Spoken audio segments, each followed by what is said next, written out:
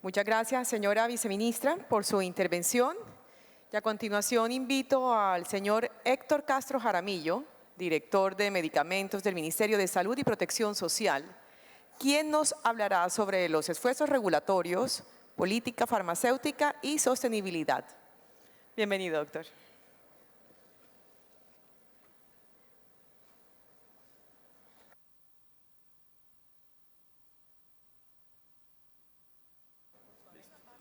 Con su avena. Listo, muchas gracias. Buenas tardes. Sí, perfecto. Bueno, muchas gracias. Gracias a Rodrigo Arcila por la invitación. Valoramos enormemente estos espacios porque nos permiten contarle a los actores en qué iniciativas regulatorias estamos de una manera abierta, de alguna manera informal, y creo que esto ayuda a construir confianza. Entonces, el día de hoy tengo cerca de 20 minutos para hablarle de esfuerzos regulatorios, política farmacéutica en el marco de la sostenibilidad.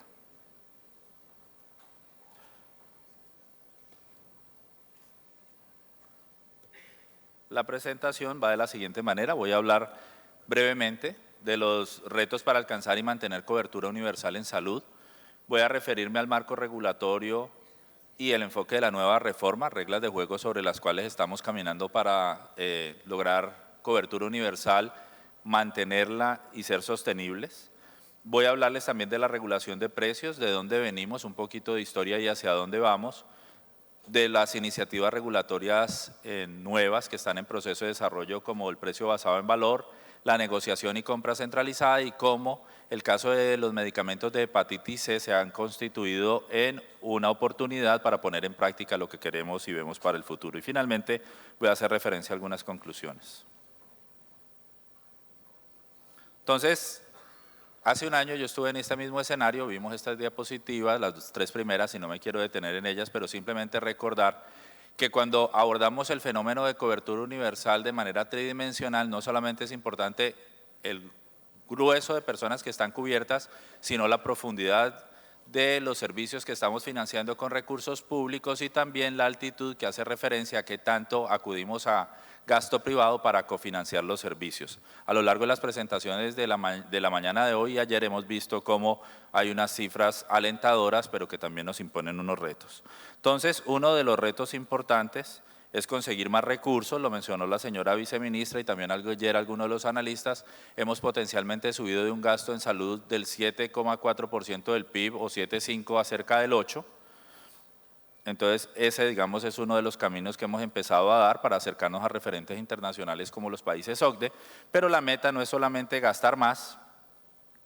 sino invertir mejor. Entonces, este gráfico hace referencia a lo que dije hoy en el panel, la necesidad de ser más eficientes desde el punto de vista técnico y desde el punto de vista distributivo, y casi todos los esfuerzos regulatorios en materia de política farmacéutica, de precios, de negociación centralizada, de fortalecimiento de puerta de entrada, buscan que tengamos mayor poder de discernimiento sobre el valor terapéutico de nuevas tecnologías mediante iniciativas que promuevan acceso a tecnologías innovadoras que otorgan valor terapéutico, pero sin que vayamos a colapsar el sistema. Y hay una tercera dimensión importante para lograr avanzar y sostener o mantener la cobertura universal en salud, y es el hecho de ponernos de acuerdo como sociedad, lo mencionó en su mensaje el señor ministro, y de alguna manera también a través de la política farmacéutica hemos avanzado. No solamente la política de inclusiones y exclusiones es importante, sino que hemos podido organizar la casa a través de MIPRES. Anteriormente teníamos cobertura a través del POS, no POS, ya después no nos alcanzó el POS, no POS, sino que también estábamos invirtiendo recursos importantes en tecnologías, medicamentos que no tenían registro o uso aprobado por la autoridad sanitaria, por el INVIMA, que es lo que conocemos como medicamento off-label, y también el MIPRES nos ha dado la oportunidad, como lo dijo la señora viceministra en su presentación, de organizar la casa y permitir darle la batuta a los profesionales para que bajo la premisa de autorregulación ellos mismos miren cuáles tecnologías, a veces innovadoras, a veces tecnologías que ya llevan mucho tiempo en el mercado, a veces décadas, realmente se consideran beneficiosas para los pacientes y después de un ejercicio de revisar agencias de referencia, organizar un poco la profundidad. Algunos hitos regulatorios de la Ley 1438 en su artículo 88 ya mencionaba la responsabilidad del Ministerio de establecer mecanismos de negociaciones centralizadas de precios, la política farmacéutica COMPE 155 que establece dentro de sus 10 estrategias la transparencia, el uso de la información para reducir asimetrías de mercado, especialmente de precios de medicamentos, el fortalecimiento institucional, por ejemplo, de la evaluación de tecnologías sanitarias, el fortalecimiento de las capacidades y talento humano para tener servicios farmacéuticos dinámicos y que se compadezcan con el nuevo modelo de atención en salud, la regulación de precios y el uso adecuado de medicamentos, entre otros. Otro hito importante lo constituye la Ley Estatutaria en Salud, que eleva a un nivel superior la regulación de precios y permite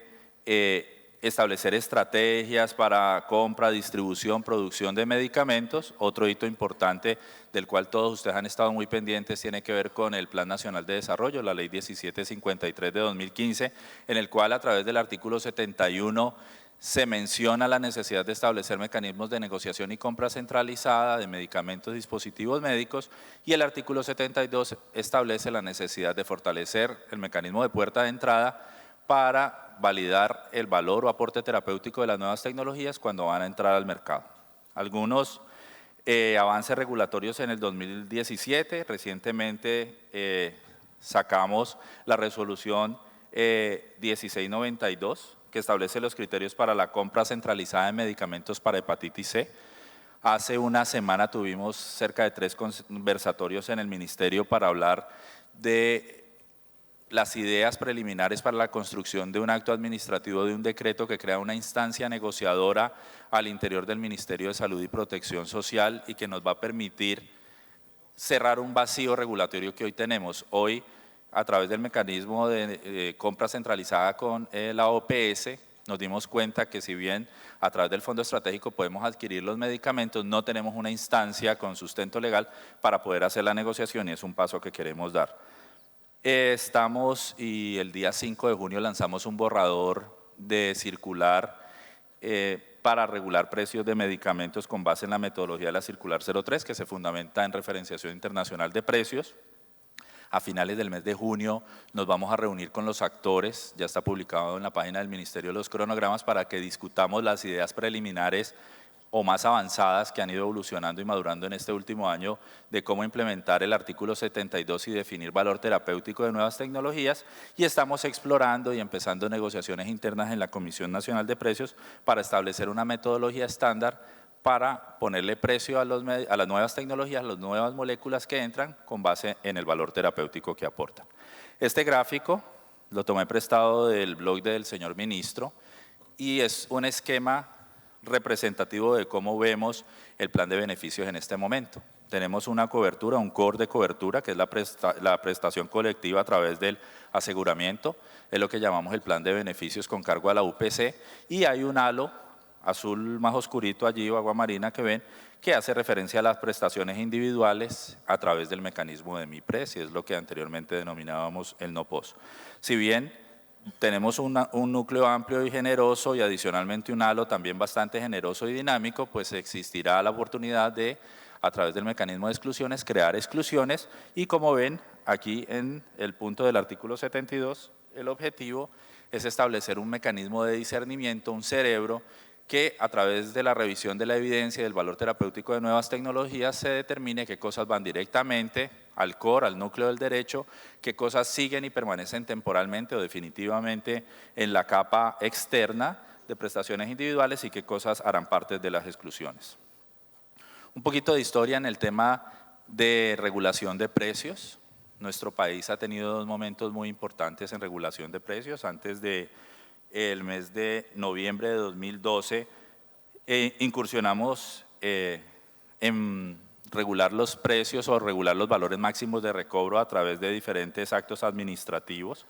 Como ustedes ven en el gráfico, inicialmente el foco era especialmente en aquellas tecnologías que tenían un peso importante en los recobros, cosas que ya nos venían, por decirlo así, desangrando o que habían descremado el mercado de una manera importante. Entonces había concentración histórica en medicamentos monopólicos y oligopólicos. que generaban alto impacto. En 2012, en noviembre, a través de la circular 04, se dio un hito regulatorio muy importante y fue el inicio de la regulación del control directo de precios. Fue una apuesta bastante acertada y bastante ambiciosa, donde cerca de 160 mercados fueron incorporados a control directo, y posterior a esto y con la entrada ya en vigencia de la circular 03 que establece la metodología actual de regulación de precios, se tomó una dinámica interesante donde, para evitar discriminación, se revisaban 17 vitrinas, 17 países de referencia, y se establecía una voluntad de pago, una disponibilidad de pagar del PRI percentil 25 para estas moléculas. Nuevamente se mantuvo la concentración y el foco de manera especial en mercados monopólicos y oligopólicos que generaban un alto impacto en ventas en SISMED. Luego vino la ley estatutaria, vino la transición de que la Secretaría Técnica pasara del Ministerio de Comercio al Ministerio de Salud, y de alguna manera perdimos algo de dinamismo regulatorio, y este año lo hemos vuelto a retomar con una apuesta bastante ambiciosa en la que queremos incorporar cerca de 148 mercados relevantes a control directo de precios con unos ahorros potenciales cercanos a los 300.000 millones de pesos. Cuando empezamos a hacer la tarea de por dónde vamos a empezar esta apuesta regulatoria, revisamos varios nichos. Nos enfocamos en las nuevas moléculas, revisamos ahí 70 mercados que estaban en patente y que habían ingresado al país entre 2007 y 2017, porque pensábamos que si queremos empezarnos a acercar al artículo 72 del Plan Nacional de Desarrollo, tenemos que empezar a mirar cuáles tecnologías potencialmente van a tener un impacto importante en el sistema de salud en lugar de esperar a que hayan generado impacto para regularlas. También nos dimos cuenta que como han habido varios momentos regulatorios, era importante hacer una actualización de precios porque las tasas representativas del mercado pudieran haber cambiado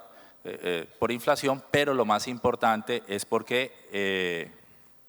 pudiera haber ocurrido que los mercados hubieran madurado, y en la medida que maduran y hay más oferentes, baja la concentración o pudieran haber bajado los precios. Pero lo que nos llamó más poderosamente la atención es que se habían creado cerca de 1.800 CUMs nuevos de medicamentos y mercados anteriormente regulados, que cuando íbamos a revisar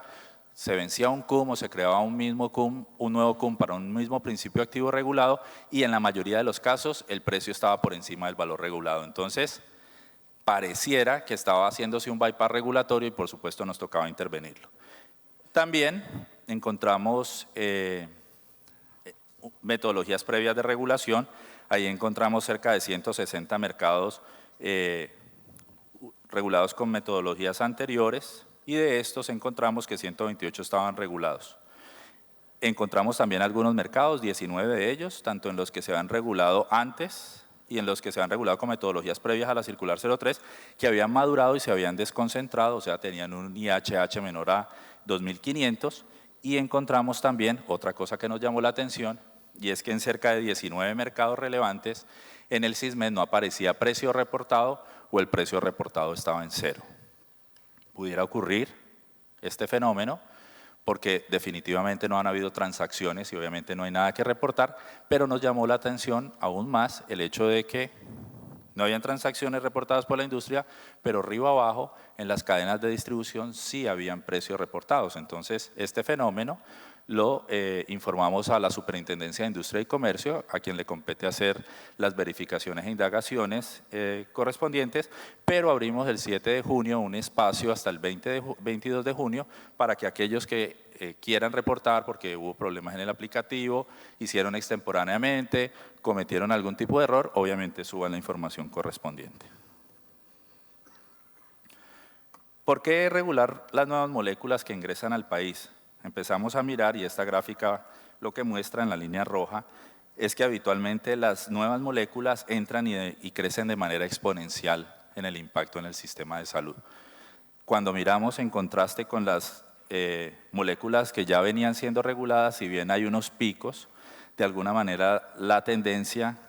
muestra algún grado de estacionalidad y luego empieza a reducir, por lo que pensábamos que si nos dedicábamos a volver a regular solamente los mercados que ya habían sido referenciados y regulados anteriormente, el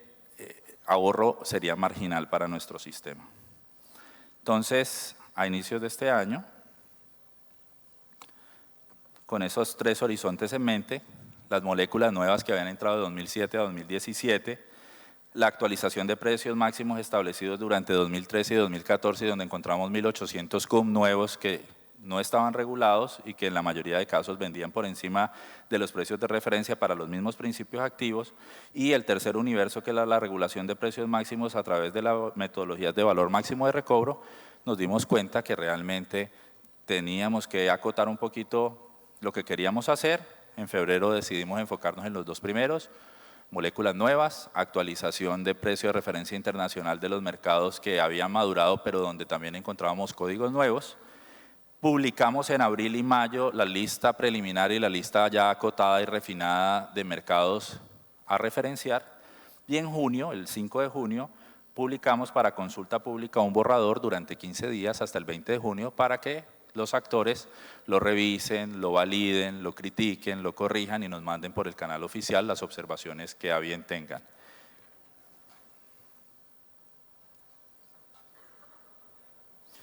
Solo para resumir,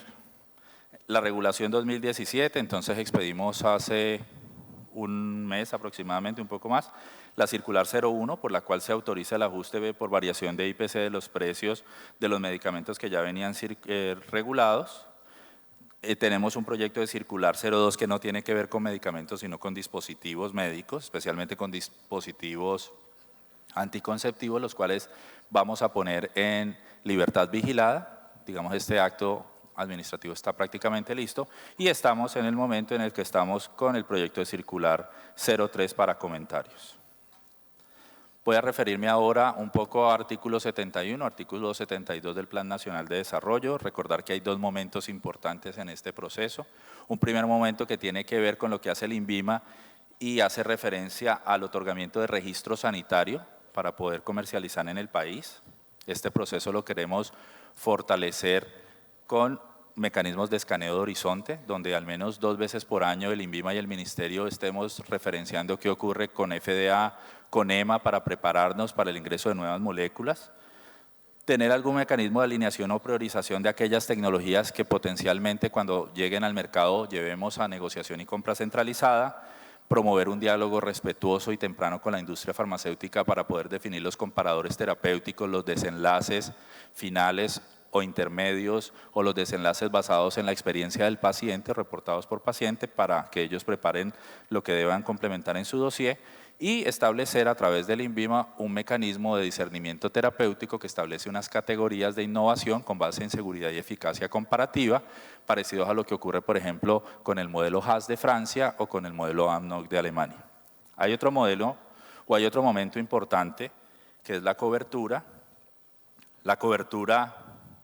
tiene que ver con el momento después de que una tecnología ha entrado al país y debe financiarse con recursos públicos. Entonces allí será importante el precio basado en valor y la categoría terapéutica que se decida para la tecnología, la conformación de presupuestos prospectivos para hacer negociaciones y compras centralizadas. De hecho, el caso de hepatitis C, como lo dije anteriormente, ha sido una oportunidad de oro para poner en práctica este mecanismo. Y como lo mencionó la señora viceministra, queremos incursionar en esquemas de cobertura o de riesgo compartido, donde titulares o productores y pagadores compartan el riesgo con base en la incertidumbre respecto al valor terapéutico de las nuevas tecnologías. Respecto a la negociación centralizada y compra, como dije, en la semana anterior tuvimos unos conversatorios con los actores y básicamente esto fue lo que hablamos. La idea es crear una instancia negociadora al interior del ministerio, cuya secretaría técnica sería la Dirección de Medicamentos y Tecnologías. Las opciones y mecanismos de compra pueden ser de 3 tipos, pueden ser directos, a través del ministerio mismo, a través de Colombia Compra Eficiente. Ya han habido algunos experimentos y ensayos exitosos o relativamente exitosos en el país, de los cuales podemos aprender y retomar experiencias, y también con el proyecto de hepatitis C, pero también lo que se ha hecho en vacunas, a través de la OPS se puede utilizar como mecanismo para agregar demanda y hacer compras centralizadas, ya sea a través del fondo rotatorio o a través del fondo estratégico. Y el pagador sería la unidad de caja, la ADRES, la administradora de los recursos del Sistema General de Seguridad Social en Salud. Básicamente esto fue lo que dijimos en los conversatorios. Dentro del proceso de negociación queremos conformar un espacio en el que se sienten y se hagan orientaciones iniciales al proceso de negociación. Dentro de la información que se va a utilizar para negociar está el precio de referencia internacional, el precio de referencia nacional en algunos casos, los análisis de costo-efectividad para estimar condiciones deseables de precio de acuerdo a nuestra disponibilidad de pagar, análisis de impacto presupuestal teniendo en cuenta la potencial demanda esperada de estas tecnologías y los niveles de incertidumbre. Una vez se pone sobre la mesa esta información por parte del titular, habrá un tercero idóneo, que en este caso será el IETS, que podrá controvertir o corroborar esta información y se empiezan las rondas de negociación para acercar las posiciones y llegar a un acuerdo. Después de esto se cierra la negociación y se elaboraría un acta conjunta que serviría como sustrato para los estudios previos y demás pasos administrativos para el perfeccionamiento de compra. El piloto de hepatitis C lo he mencionado en varias ocasiones y solo a modo de recordar y decirles que la hepatitis B y la hepatitis C, enfermedades crónicas, virales que deterioran nuestro hígado progresivamente y generan cicatrización, cirrosis y en algunos casos cáncer hepático, pueden llevar también a la necesidad de hacer un trasplante hepático, se han constituido una carga importante de enfermedad. A nivel global, en ambos tipos de infecciones hay cerca de 325 millones de personas que sufren de estas patologías y en América Latina en particular hay cerca de 14 millones de personas infectadas. Para el caso de hepatitis C pudiéramos estar hablando, porque no hay cifras oficiales, de la prevalencia de la enfermedad, pudiéramos estar hablando de que entre 200.000 y 400.000 personas pudieran padecer de hepatitis C. Y una buena noticia para este tipo de pacientes es que en años recientes aparecieron unas drogas maravillosas que curan la enfermedad, que son, como dije en algunos conversatorios, buenísimas, pero también carísimas. Y solamente hoy en día, a nivel mundial, el 6% de las personas tienen acceso a este tipo de tratamientos. Entonces, toda esta información, el número creciente y lo que empezamos a ver, en nuestra base de datos hay cerca de 250 pacientes reportados por Civigila con la enfermedad. En recobros más o menos 550 pacientes recobran cada año este tipo de terapias, pero encontramos a ver una distorsión de precios importante. En aras de la transparencia y porque esto es una fuente pública, pues aquí aparecen los precios. En algunos casos estábamos pagando 7 veces, 6 veces, 4 veces lo que se paga en Argentina, lo que se paga en Brasil y los números eran crecientes en cuanto a la demanda en aparición de nuevos casos y también el costo promedio mes. Entonces, desde el año anterior se empezó muy juiciosamente a trabajar con el ministerio mirando opciones y alternativas para poder hacerle frente a este fenómeno. Se encontró que el mejor mecanismo era el Fondo Estratégico de la Organización Panamericana de la Salud, para que ellos agregaran demanda de varios países y se lograra reducir el precio. Finalmente, después de seguir todos los pasos administrativos, se perfeccionó la compra, se movilizaron recursos del FOSIGA en cerca de 24.000 millones de pesos para hacer la compra de cerca de 1.225 tratamientos y logramos unas reducciones de precios ostensibles que se pueden estimar en cerca de 290.000 millones de pesos. Bajamos ceteris paribus, si no hubiéramos hecho esto, hubiéramos tenido que pagar por estos medicamentos cerca de 226.000 millones y a través del mecanismo con la OPS bajamos a 17.000, para este medicamento bajamos de 79.000 a 4.000 y para este medicamento 11.000 a 3.000. Entonces, con un esfuerzo relativamente importante, pero obviamente que consumen menos esfuerzo y menos recursos, se lograron cosas probablemente equiparables a lo que estamos haciendo con la política de referenciación de precios. A modo de conclusión, simplemente mencionar que los esfuerzos regulatorios en materia de medicamentos buscan mejorar la eficiencia técnica y distributiva, invertir más en aquellas cosas que otorgan valor terapéutico, menos en aquellas que son me too, es claro, en la medida que evolucionan los mercados, porque vamos a pagar más por algo que hace lo mismo y no es tan innovador. El nuevo dinamismo en la regulación de precios, incorporando 2 rondas regulatorias, una cada semestre, nos va a permitir enfocarnos más en aquello que potencialmente nos va a impactar y no necesariamente en lo que ya nos impactó. Después de que lloramos sobre la leche derramada, hay muy poco por hacer. Nos da también la oportunidad de articular el mecanismo de regulación de precios y el fortalecimiento de puerta de entrada, la ronda regulatoria que está en este momento en ejercicio y en proceso de discusión y de comentarios pudiera generarnos ahorros de cerca de 300.000 millones de pesos, con una reducción promedio de 36% frente a precios promedio de ventas del año anterior. La compra centralizada de hepatitis C nos generará ahorros de 292.000 millones y este ahorro puede ser exponencial en la medida que más tecnologías aparezcan y más tecnologías se acojan al mecanismo, para un total de cerca de 600.000 millones de pesos de ahorros anualizados, y creemos, yo siempre tiendo a ser optimista, a ver el vaso medio lleno, no importa qué, que el futuro es promisorio. Si seguimos con una regulación dinámica de precios, fortalecemos la puerta de entrada, podremos tener un impacto positivo promoviendo equidad, acceso temprano, progresividad de financiamiento, acceso y por supuesto la sostenibilidad del sistema. Muchas gracias por su atención.